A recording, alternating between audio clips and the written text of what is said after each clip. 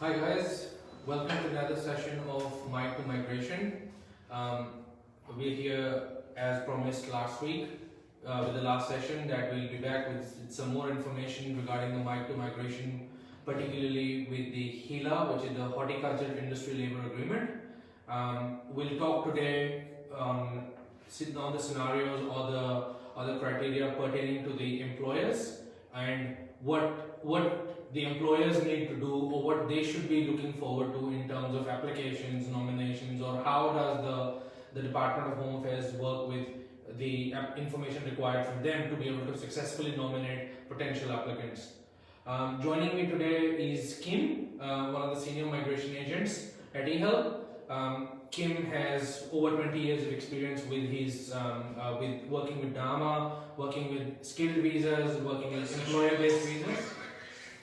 So he's going to be assisting us, and he's going to be sharing the valuable information which the employers out there who are looking to potentially sponsor new applicants under the different occupations available under the horticulture industry agreement. They can take that information and where needed contact us for further clarifications. The important part that I would like to stress over here is that the reason why, if you give a close attention, we've been advocating the 482, the 186 visas, or the 494 visas, which are predominantly the employer-sponsored visas, over the skilled visas are, because there is a lot of uncertainty with the state-based migration. As we all know that different states open at different times of the year, they close at any random given time. The quota changes every year, occupation lists change every year, the criteria changes every year. It's very important that the students or the applicants who intend to apply for permanent residency have some sort of clear pathway where they know they have a vision and they have a path as to what they want to do or what they should do in terms of attaining permanent residency in Australia. So that is one of the reasons why 482 or DAMA, HILA or RILA, which is the Restaurant Industry Labour Agreement, or the 494, which is the regional area visa, which replaced the 187, is a very important one. So let's go back to Kim now. Hi Kim, thank you for joining us with this session. Can you please, I remember I asked this question last time to you, but let's start again for those who missed out on that part. Can you give us a bit of a basic introduction about what is the HILA? HILA is principally, as they call, a labour market agreement. The labour market agreement is there to address imbalances in the labour market and the job market, particularly for employers who might be struggling to find skilled labour, but more importantly, it offers occupations that are not normally available on the mainstream occupations in demand list. So they're very much in tune with the local labour market area, whereby, again, those occupations that may not be obvious are available, and it also provides an opportunity for those people who might have had extensive experience in a particular occupation for which they know they can't move forward to permanent migration. So the labour market agreement is both focused on the employers in terms of filling a gap, but also those people with other skill set that can fill those gaps. Thank you, Kim. Now, the important part, we talked about it last time, that employers have certain obligations, they have certain criteria that they need to meet. Can you touch base on them as well before we get into a bit more detail about that part? I guess to put it into context, any employer-based sponsorship, regardless of whether or not it's a temporary work arrangement or a DAMA or permanent employer sponsored, requires the employer to demonstrate that they have a genuine need for that position firstly, that they've made sufficient endeavours to try and find an Australian to do that job, which then allows them to recruit an overseas skilled worker.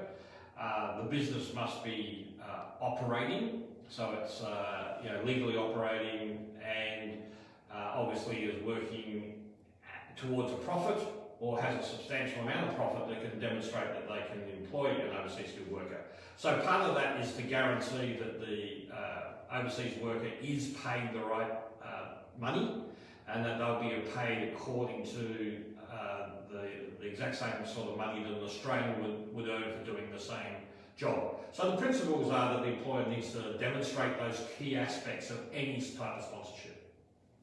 Now we did we had some occupations which we discussed were not there on the normal skilled occupation list, but being DAMA has a bit more flexibility in terms of occupations, and we have a broader range of occupations. My question to you is, do these occupations have any kind of special criteria, as we call them caveats, or they are all on the same level of assessment? Both labour market agreements and the DAMA generally don't have caveats because those caveats are excluded from this process because the labour market for that particular region has already identified this niche need. So a lot of the occupations are ones that are not generally available on the mainstream demand list. I mentioned things like barista, supervisor, waiter, those sorts of things. There are things like specialised cooks. So there are a whole range of additional occupations out there. Now, generally they're going to have to meet some form of either qualification and experience, or if they don't have any qualification, the experience is higher in terms of number of years. But the principle is that, again, it's about finding that niche occupation in certain regional areas which can't be filled by mainstream Australians. That's the principle. Okay, so we can say that because these occupations are those occupations which you don't have. So I'm trying to simplify it for our viewers. So we can say this confidently that those occupations, like as some of them, as you mentioned, barista, supervisor, waiter, because they're not there on the normal skilled list, on the normal occupation list, so to speak, they will look at them in a more flexible way, or they have been given that pathway, so that way they can fill those skill shortages, but then they will not have extra conditions added to it. The issue with the DAMA is, as I said earlier, it's about the local labour market. So there are currently 7 designated area of migration agreements, DAMAs, within Australia.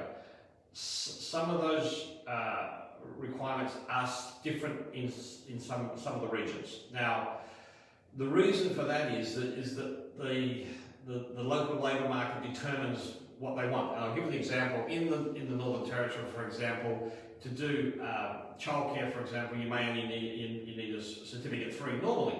But in the Northern Territory, they require a diploma level qualification because they've set that at a higher level. So, yes, there are occupations that meet the standard, if you like, experience and qualification requirements, but in other DAMAs, they may be at a higher level because they want to attract a higher skilled person to that, knowing full well that they're not capable currently of that labour market being able to fill those positions from Australians. So it does depend on a case-by-case basis within those DAMAs on some occasions. So now, as you mentioned that there are 7 different DAMAs, will the occupational list differ, as you mentioned, and then will one DAMA have a different criteria over the other, or it's just because, as you said, it's also in a local area, so they're going to stick to the same occupation, but they may have some other criteria. How does that work?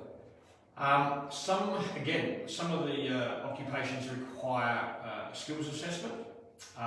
Again, in places like the Northern Territory, there are occupations that don't require a formal skills assessment, but that skills assessment is done by in this case, the Northern Territory government. There are some occupations occupations that need to have a skills assessment through VETASES. So again, the occupations are pitched at the level of the local labour market in terms of their requirements. There are concessions for English requirements.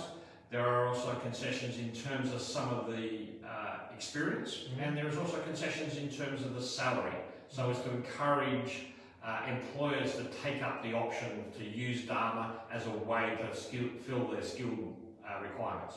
Okay, so now we've talked a bit about the employee. No, I understand this is the employee part of it.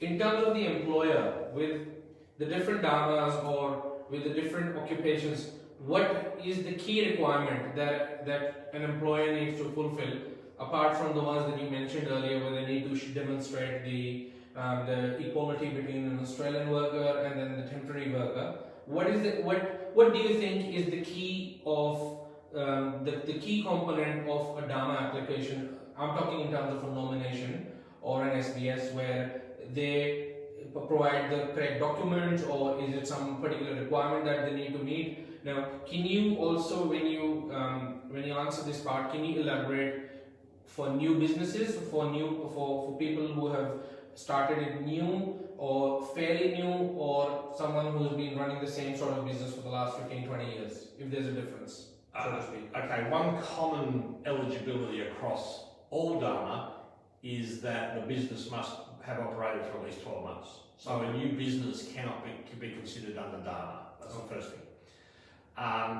The issues that will be looked at, and I guess this is where migration agents such as ourselves come into play, because one of the key aspects of this process is the endorsement of the actual what we call regional certifying body for that particular region. And that's where the biggest, I guess, justification is required, because they will look at a whole range of factors, including, how many staff they have in their business.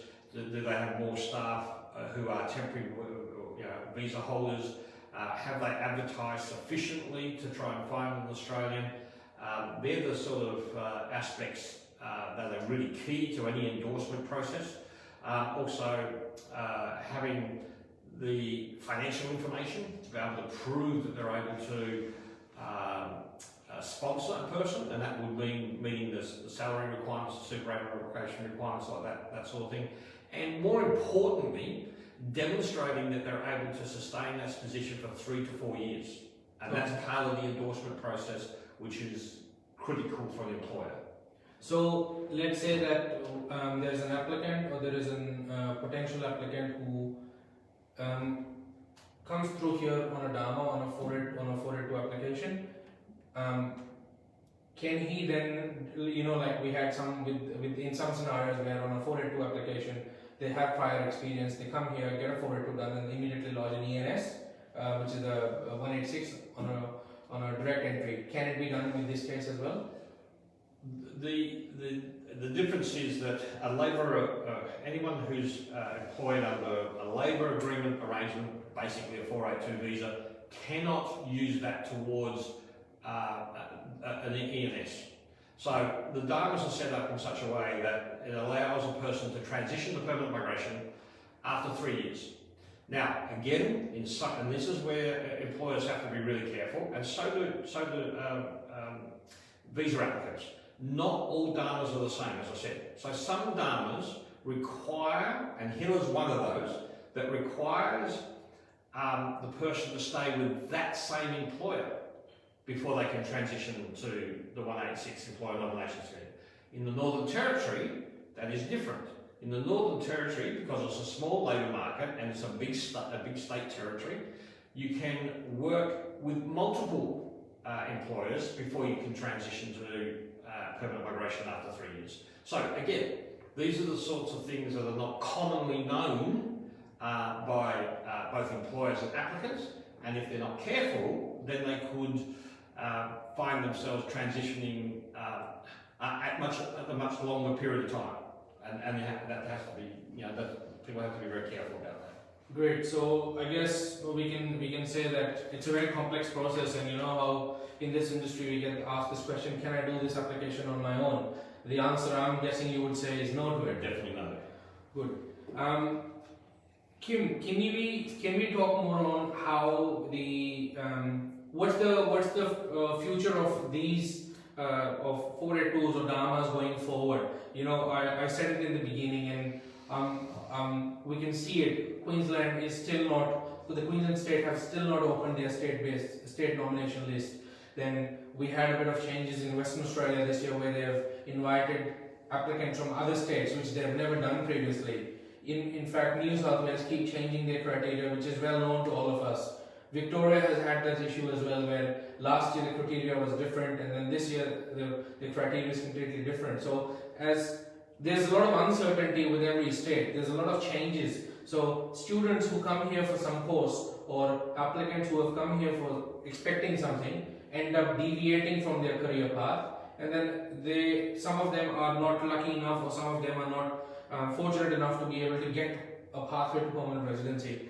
Do you think this pathway is something that will last for long? Because we've seen that in the years gone by, we've had 457s and we've had 187s. Yes, the numbers may have changed, subclasses may have changed, but they predominantly are going on the same principle. So what is your take, what is your stance on the fact that is this something that will last longer? Firstly, I think labour agreements have been around as long as what I have, so they've changed over the years, without doubt. The Northern Territory is now in their second DAMA, and the other 6 DAMAs is their first. They exist for 5 years, and they're renegotiated every 5 years with immigration. So what happens is every year, those labour markets say to, in this case, immigration, this year we want no baristas, but we want more food and beverage supervisors, for example. So I don't see DAMAs going away in a hurry.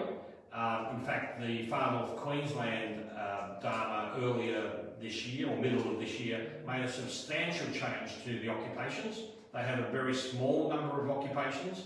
The Far North Queensland now does no longer just encompass Queensland, it encompasses all the way up to Torres Strait Islands, and takes in places like Daintree, etc., with a whole swag of additional occupations. So while there's a continual skills gap in regional Australia, then these DAMAs will become more and more players in providing opportunities for people to get permanent migrations, and meeting employers' demand in particular in terms of getting skilled labour that's prepared to stay around.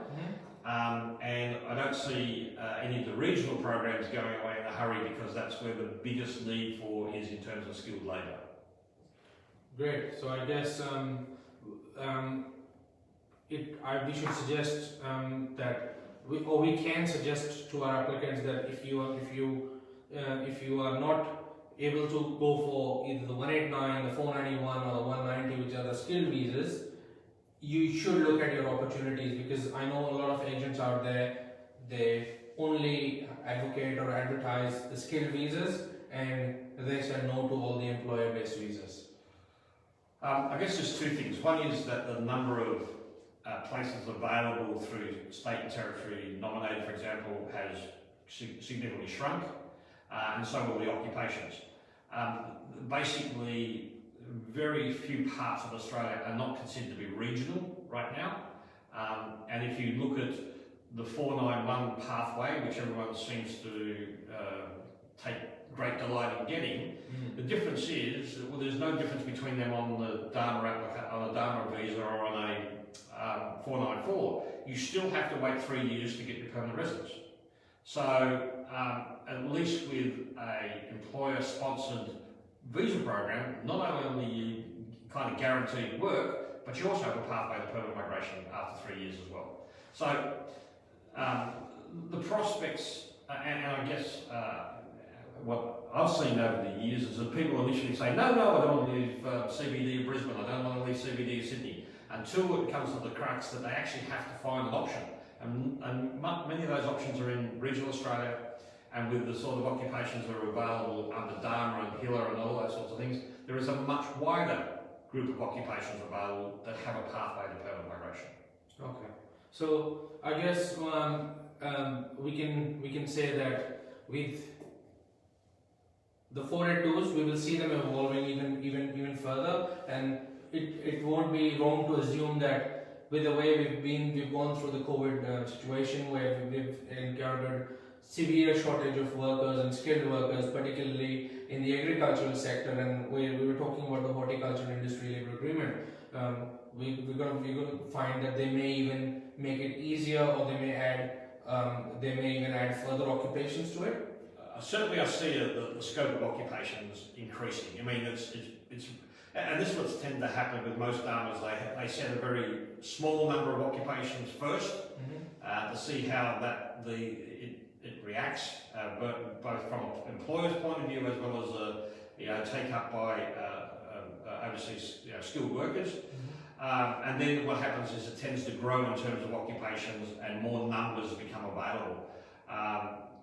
Because employers start to, lobby and say, well, our occupation needs to be on this list as well because we're suffering shortages. We need skilled labour. So again, I don't see DAMAs going away in a hurry. I don't see the need for skilled labour in regional Australia going away. And there are good options under the employer-sponsored for that to happen and to get permanent migration. Perfect. So, how important is it for an applicant to be with one employer after the application has been lodged during the process? So, let's assume that an applicant has lodged his application, the visa has not been granted. Midway, can they change their employers? Can they change the nomination? You can't. I mean, once a nomination is approved and you decide that you wish to change an employer, then it's effectively a transfer. Employers won't be keen on that idea because currently they have to pay more money when they transfer someone from one employer to the next. As I mentioned earlier, the transition from a temporary work visa, be it 482 or 494, requires you to start all over again in terms of that 3-year period. As I said earlier, some of the DAMAs have a different sort of pathway. Northern Territory is one, HILA's different. So changing an employer is not always necessarily to your benefit. It will not necessarily fast track you to permanent migration. So again, they're the sorts of things that I would suggest you seek proper advice on before going down that pathway, because again, DAMAs and mainstream 482s do not interrelate to each other. You cannot use one to benefit from the other. So yes, you have to be prudent in terms of those sorts of decisions, I guess. Thanks for that, Kim. Now, we were talking about advertisement being one of the key requirements in terms of the HILA agreement or the DAMA or the 482s as we call them. Is there any particular extension to the advertising requirements, or is there a fine print to it, or is there something that the employers or the applicants need to know on how long it needs to be there for, or is it there? Can they advertise it anywhere, or is there a particular requirement that they need to address in terms of advertisement? Well, I mean, there are mandatory requirements, and again, in terms of an employer, you really do need to seek the right advice on that, because there are different requirements under DAMA, there are different requirements under a labour agreement, and there are different requirements under the 482. So, principally, you've got to advertise for a certain period of time, and that's generally 4 weeks. But there are some very key aspects of that advert that must be addressed. And again, without that proper advice and assistance, you can come undone, and the process could lead to a nomination being refused. and ultimately a visa application being refused. So getting it right from the outset is important, and again, that's why they encourage employers to talk to agents like ourselves before going down that pathway. Perfect. I guess we've covered the important parts of it, Kim. So, is there anything else that you think we may have missed, or that would benefit the employers or the employees in the whole process? Do you think any critical component that you would like to share with your experience within the industry and within these types of applicants before we wrap up for the evening? I guess from an employer's point of view, and it's quite critical for an employer, if they go down the pathway of one of the employer-sponsored programs, they're going to ultimately end up with a person who's going to be around for 3 or 4 or 5 years. That's the first thing. So they've got some continuity of skilled labour. That's important from an employer's point of view. From a skilled worker's point of view, they're going to end up with a job, unlike they might do on a 491 or a 189 or 190. That's the first thing. And secondly, they will have a pathway to permanent migration. And a similar pathway to if they went down this, I mean, everybody seems to be pushing the 491 as their the bread and butter. This is the way I'm going to end up getting migration. And I guess the other aspect in terms of a skilled worker is the fact that there are occupations out there that are not on the mainstream demand list. They are a much wider scope of occupations that could benefit other people. And to be fair, it may not be the primary applicant right now who's the most obvious person who's going to apply. It could be the secondary applicant who has another skill base or another set of skills that could be used. So, and I look at things like the barista and the supervisor, the waitress, those sorts of things, and the cooks. And as people may be probably well aware, cooks don't have a pathway to permanent migration right now, but under DAMA they do. So don't rule out these options like labour agreements and DAMA as a way in which you can ultimately end up with permanent migration. Great. I guess I'm going to end this session. Thank you, viewers, for watching us live, and thank you, Kim, for your time. I'm going to end this session with as what Kim suggested, that let's not put all our eggs in one basket and just go for skilled visas. There are other visas. You can seek specialized advice. You can approach us. You can talk to us. Kim's there to guide you towards your pathway to permanent residency. The team of registered migration agents at HILA are there to guide you. And I would like to say this before we finish, that guys, it's not always one pathway. Australia is such a beautiful country that there are several pathways to achieving your permanent residency. You need to have a clear vision of what your career goals are, where you want to head, and pave a proper pathway for yourself and stick to it. You need to have consistency, you need to have a balance between everything, and you can eventually call Australia home. I hope that we've been able to cover all the important aspects of horticulture industry labour agreement, HILA as they call it. If there are certain aspects that you're confused or you need questions answered about, please feel free to contact us on the details mentioned in the video. One of the team members from HILA will gladly answer your questions. Take care, guys, and we'll tune in again with another live session and we'll cover another topic to your benefit. Thanks, guys. Have a nice evening.